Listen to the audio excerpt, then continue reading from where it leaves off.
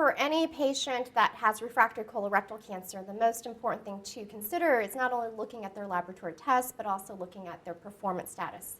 Is this patient up and about completing most of their adult daily activities without assistance? And I think that's really critical in making a decision about whether or not to pursue additional therapy for palliation, whether to pursue participation in a clinical trial, which obviously has very significant eligibility criteria, and then also the consideration of just best supportive care. Sometimes that may be the best option. So the degree of performance status is critical to learn about this patient when making the decision about fourth-line treatment.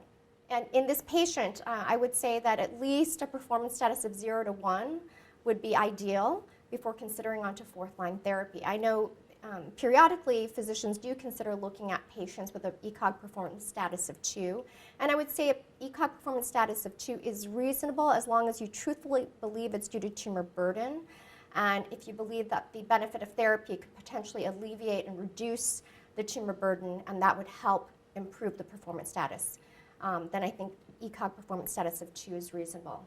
0 to 1, though, is ideal for participation in any clinical trial as well as for consideration of continuing therapy.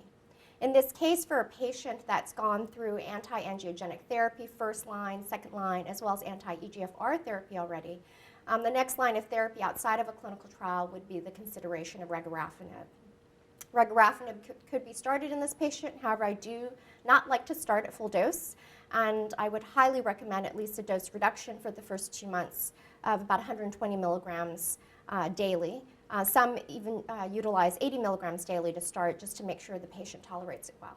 I do not consider a dose increase until after 2 months if therapy has been completed, and at least we know that the patient has stable disease, if not improvement of clinical benefit or response to therapy. There's a significant hand, foot, skin reaction for patients that start off at full dose, and obviously if that occurs immediately when the patient starts therapy, it dissuades them from staying on therapy. So we always like to start off with a dose reduction, and then you can dose escalate after the first 2 months of therapy.